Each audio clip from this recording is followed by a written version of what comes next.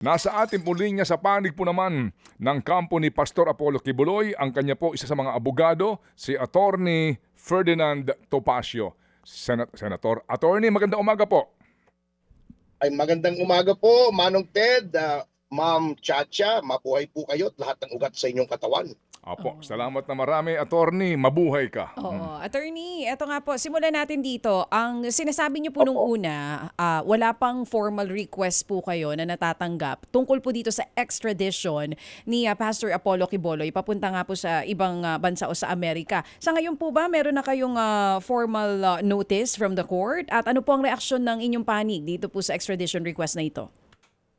Wala pa po kami hanggang ngayon na Ma'am Chacha na summons mula sa korte kasi ang procedure po niyan, very briefly, ay pagkatapos pakipag-coordinate ng State Department sa ating DFA and evaluation ng ating DFA, ayan po ini-endorso sa ating DOJ para sila po ang maghain ng petisyon, and it's only then na kami po ay padadalhan ng summons ng korte kung saan po naghain ng petisyon ang ating pamahalaan. So wala pa po hanggang ngayon, ma'am. Yes, I confirm that. Yes. Attorney, usually yung mga ganyang klase, gaano po katagal bago po talaga maipadala sa inyo yung request? Hindi po namin masabi sapagkat under control. Meaning po, yung evaluation ng DFA and then yung pag-endorso po sa DOJ, and then syempre po, ipe-prepare pa po yan. Yan is a formal petition for extradition na ihahain sa korte kung saan naroroon si Pastor Kibuloy. So, depende po yan sa ating DOJ kung gaano po nila kabilis maihahain ng petisyon, at depende rin po sa korte kung gaano po nila kabilis mabibigyan kami noong summons po. Ayun, at least malinaw po. Attorney, I assume no, na nakausap nyo na po ang inyong kliyenta na si Pastor Apollo Kibuloy. Kung sakali man po, ano po ang naging reaksyon niya dito sa extradition request na ito? Ano pong sabi niya? Actually po, matagal po naming napag-aralan na ito kasi noon pa pong 2020 o 2021, kung hindi po ako nagkakamali, ay meron na po kaming expectation na magkaroon ng petition for extradition ng Estados Unidos. Ang pagkakaiba po lamang noon at ngayon ay, sa ngayon po ay may nakabinbin na mga kaso po laban kay Pastor Kibuloy, at yan po ang dahilan kung bakit nga po siya nakapiit sa Pasig City Jail. So, we sort of expected this, at ang sabi niya, well, we will just have to follow the legal process, and on the part of his lawyers, kami po ay gagawin lang namin ang aming makakaya upang ipagtanggol po ang karapatan ng aming kliyente. Kumbaga, inaasahan nyo na ito, yun nga lang ang pinagkaiba, andito na po talaga yung formal request ng Amerika. Opo, at ang isa pa po ngang pagkakaiba, katulad ng sinabi ko, doon po ay wala pa pong kaso sa Pilipinas si Pastor Kibuloy. Ngayon po ay meron na, at siya nga po ay nakapiit dahil doon sa mga kaso niyon. Oo. Attorney, ilang kaso po bang kinakaharap niya dito sa Pilipinas para lang din po malinaw? At least there are at least 3 cases po na nililitis sa Pasig RTC. Ayun sa Estados Unidos naman po, hindi po namin malalaman kung ilan until mabigyan po kami ng petisyon kung saan naka-attach po yung mga supporting documents, including the indictments, o tawag natin dito sa ating mga korte na information. Oo. Ito pong 3 cases filed, sa isang tao lang po ba ito? Ilang tao po yung 3 kaso na yon? Marami po yan, at iba't iba po ang complainants at iba't iba rin po ang mga akusado dyan. At at present po, yan ay ongoing po sa Pasig RTC. At meron pa din po sa Quezon City RTC, Attorney. Opo, meron din po kasi iba-iba po ang assignments namin. We are a panel of lawyers, kasama po si Attorney Corion, Attorney Elvis Palayan, at marami po pa. Attorney, sige. Attorney? Okay, go ahead. Ayan, para Go ahead. malinaw po. Meron kayong binanggit Yes, ma'am, po. Okay po. Ang binabanggit nyo po dito sa extradition request, dahil may mga pending cases pa po siya dito sa Pilipinas, extremely unfeasible. Yun po ang ginamit ninyong salita, na mapa-extradite po siya sa Amerika. Pwede nyo po ba explain sa amin? Kasi base po sa legal argument sa ibang mga tao, under the rules, meron daw pong temporary surrender na tinatawag kahit daw may mga kaso pa dito sa Pilipinas. Pero bakit po sa inyong palagay hindi po pwede yun? Meron po, totoo naman po yun. At yan po ay nasa pagpapasya na ng meron po tayong tinatawag na doktrina sa mga ganitong kaso, including international law, ng preferential jurisdiction. Sabagkat that is in accordance with the underlying basis that the Philippines is a sovereign nation. May sarili po tayong kasarinlan.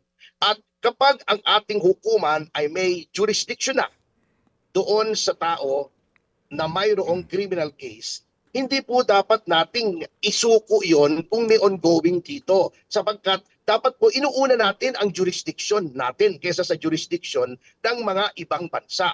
At that is a basic tenet of international law as well as a fundamental principle of self-respect and dignity ng isang bansa na hindi pwede nating unahin yung mga banyaga. At the cases po na hinaharap ni Pastor dito ay mga mabibigat na kaso at paano naman niya ipagtatanggol ang kanyang sarili dito sa Pilipinas kung siya ay wala po dito. So yun po ang aming isa sa mga argumento para hindi po mag-grant ang extradition. Opo, kumbaga yan na po ang inyong magiging posisyon in case hingian kayo ng komento ng Pasig RTC o maging QC-RTC kung sakasakali nga po na magsimula na ang proseso, kung sakasakali na itutuloy ng Estado itong proseso po ng extradition ng inyong kliyente.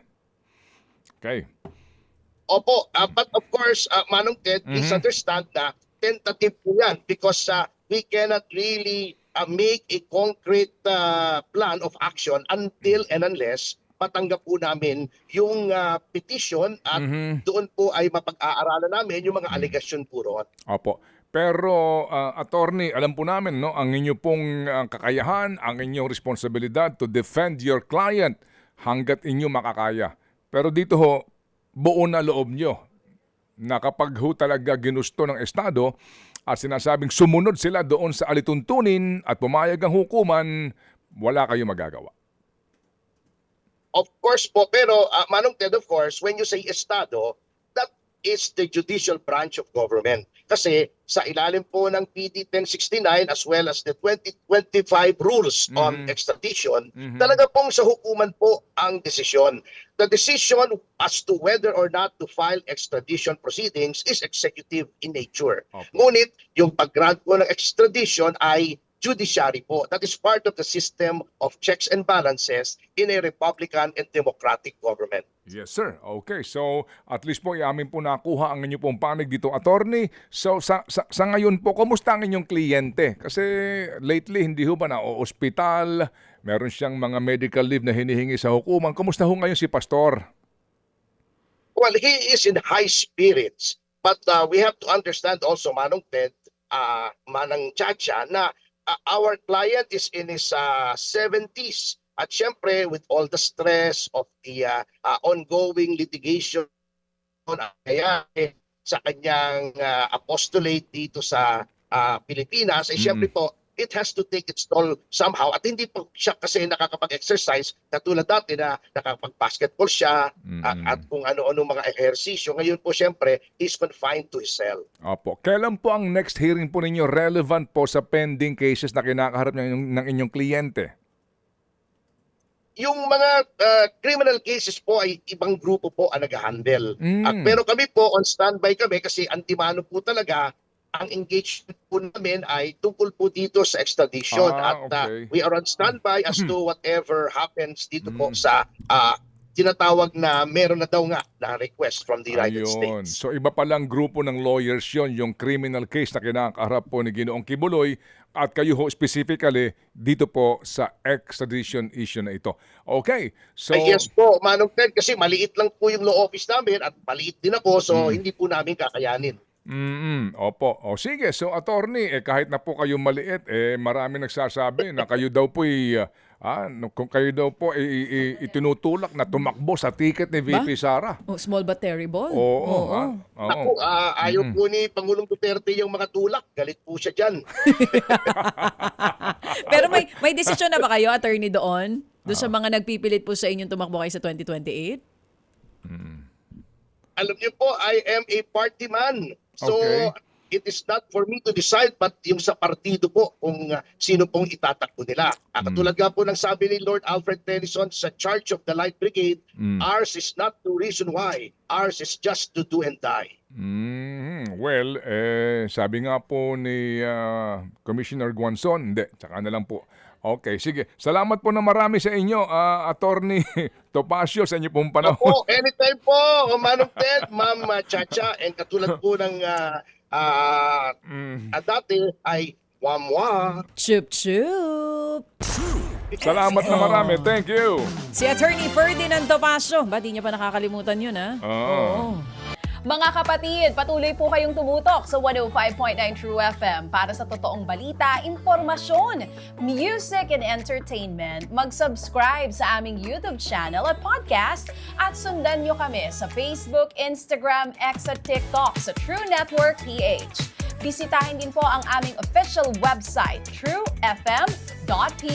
At panoorin din kami sa True TV Signal, Channel 19. Kami po ang 105.9 True FM.